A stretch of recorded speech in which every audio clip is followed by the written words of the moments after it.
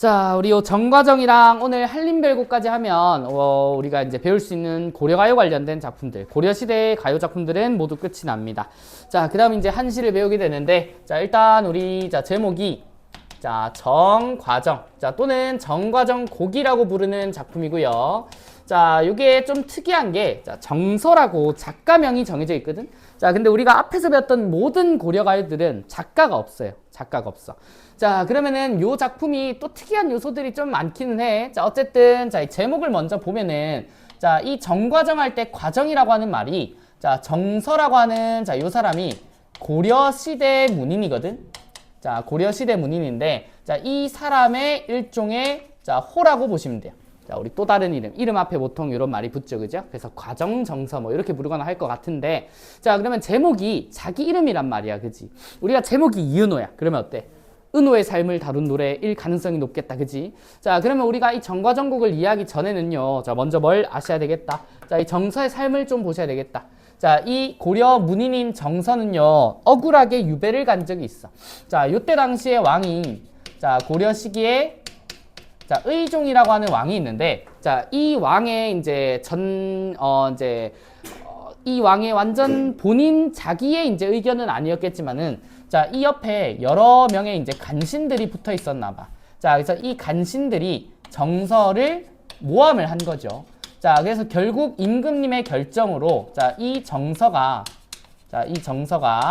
유배를 가게 된다고. 유배를 가게 되는데, 그때 의종이 그런 말을 해. 뭐, 일종의 클리셰 중에 하나고, 뭐, 감옥을 가는 사람이나, 어쨌든 상황 때문에 억울하게 감옥 가야 되는 사람한테 너 몇 년만 살다 나오면 내가 꺼내줄게. 이런 말들 많이 하죠. 그죠? 자, 그런 것처럼, 이 정서가 유배를 갔는데, 의종이 언젠가 복귀를 시켜준다고 약속을 어느 정도 했었는데, 그 정서가 유배간, 복귀에 대한 약속을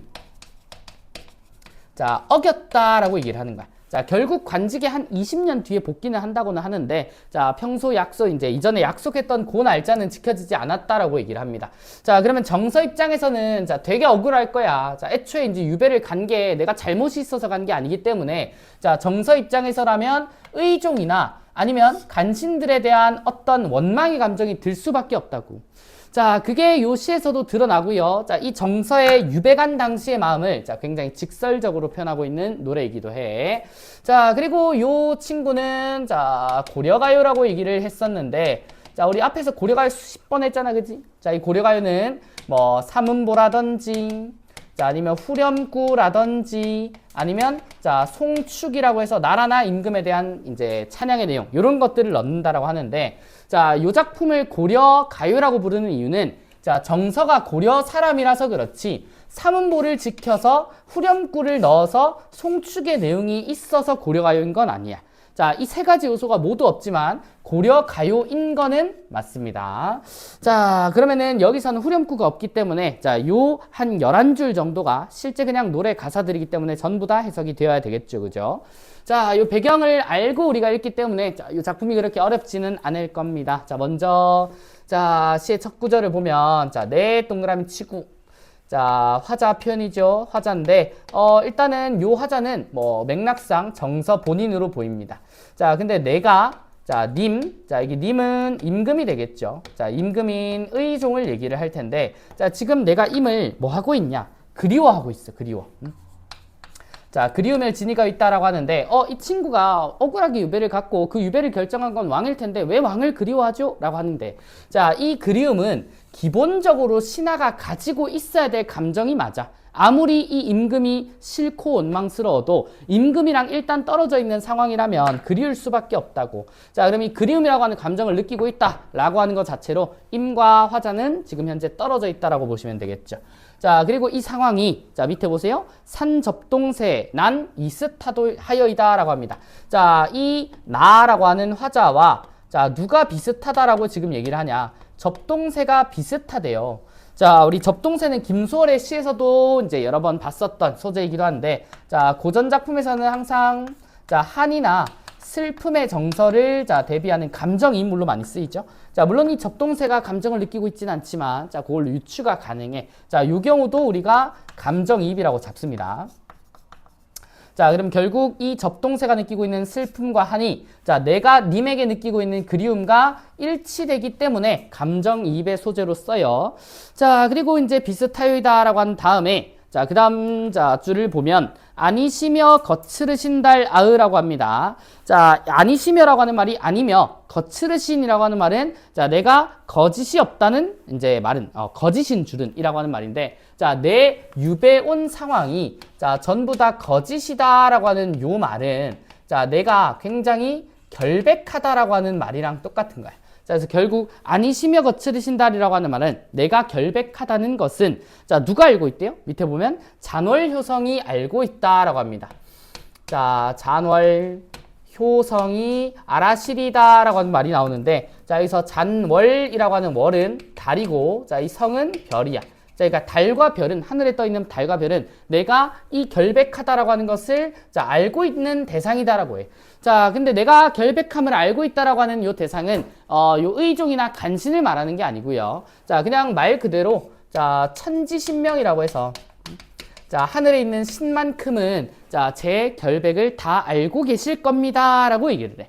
자, 그래서 이 잔월효성한테 다시 한 번 더 외치죠. 뭐라고? 자, 밑에 넋이라도 님은 한데 여져라 라고 얘기를 하는데, 이 잔월효성에게, 자, 뭘 비냐? 자, 넋이라도, 자, 내가 영혼이라도, 자, 님과 함께 여져라라고 하는 말은, 자, 님과 함께, 자, 있고자 한다. 자, 내가 몸이 갈 수가 없다면 내 영혼이라도 함께 있고 싶다라고 하는 일종의 소망을, 자, 이 하늘에 떠 있는 달과 별에게 한번 빌어본단 말이야. 자, 요런 소망도 드러내지만 어떤 내용도 드러내냐면, 자, 밑에, 자, 벽이 더시니 니러시니까 라고 하는 요 말도 있습니다. 자, 요 말이 중요해. 자, 별표 한번 쳐볼까요?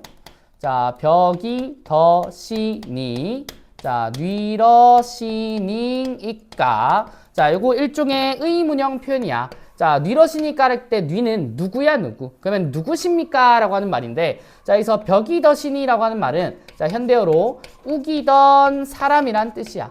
자, 우기던 사람이 누구였습니까? 라고 하는데, 자, 여기서 우기던 사람은 누구로 보면 될까? 자, 이 의족 옆에서, 자, 나를 모함했던 요 간신들. 자, 그래서 지금 그 내가 이 유배를 오도록 그렇게 옆에서 우기던 사람이 그 누구였습니까? 라고 하는 요 감정. 자, 요게 바로, 자, 이 간신들에 대한 원망의 감정을, 자, 표출한 부분이라고 보시면 돼요. 자, 그리고 두 번째, 아까 우리 넋이라도 님과 함께 있고자라고 하는 소망을 드러내면서, 자, 또 어떤 내용도, 자, 이어서 드러내게 되냐면, 자, 밑에 과도 허물도 천만 없소이다라고 합니다. 자, 과와 허물은 똑같은 말이거든요. 자, 이건 둘 다 잘못이란 뜻이야. 자, 근데 이 잘못이 천만 없소이다 라고 얘기를 하니까, 자, 이게 무슨 말이야? 저 잘못 없는데요 라고 하는 말이야. 자, 그럼 여기서 다시 한 번 더 화자가, 자, 결백을 호소하는 내용이 드러난다고. 자, 누구한테?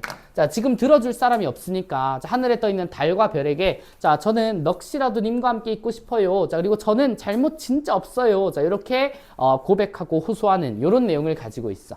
자, 그리고 밑에 보시면 무렛 말이신뎌라고 하는 말이 나옵니다. 자, 아까 우리 벽이 더시니 이러시니까랑, 자, 이제 동일한 내용이라고 하는데, 자, 요 무렛 말이신뎌는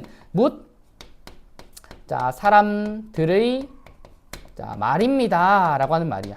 자, 그럼 여기서 뭇사람이라고 하는 요 물헷이 바로, 자, 간신들을 뜻하는 말이고, 자, 뭇사람들이 그랑 나를 모함하던, 자, 참소하던 그런 말입니다. 자, 그러니까 내가 그 이후에 뭘 느낀대? 자, 뭇사람들이 나를 억울하게, 이제 모함을 했으니까 자, 분겨라고 얘기를 하는데, 자, 요거는, 자, 그냥 말 그대로 슬프구나 라고 하는 정서의 표출로 보시면 돼요. 자, 지금 요 상황을 되게 슬프게 생각하는, 자, 화자의 모습이 나오고, 자, 마지막 두 줄입니다. 자, 여기 또 중요한 구절. 자, 별표 하나 달아주시고, 자, 여기 밑줄, 님이 나를 하마 니 자시니까 라고 합니다. 현대어로 바로 보면, 자, 자, 잊으셨습니까로, 자, 해석이 돼요. 자, 여기서 이미 잊으셨습니까? 라고 하는 요 임은 당연히, 자, 고려의 왕인 의종이 되겠죠. 자, 요 사람이 될 건데, 자, 임이요, 자, 저를 다시 불러준다고 했는데, 임은 저를 이미 잊으셨나이까? 라고 이렇게 묻는 건, 자, 일종의 불러주지 않는 임에 대한 원망이라고 볼 수 있겠죠. 자, 그래서 원망의 대상을 구분을 하는 거야. 자, 첫 번째는 간신들. 자, 두 번째는 임금에 대한 원망. 자, 근데 간신들은 그냥 싫어만 하면 되지만, 자, 이 임금에게는 조금 이중적인 감정이 있어요.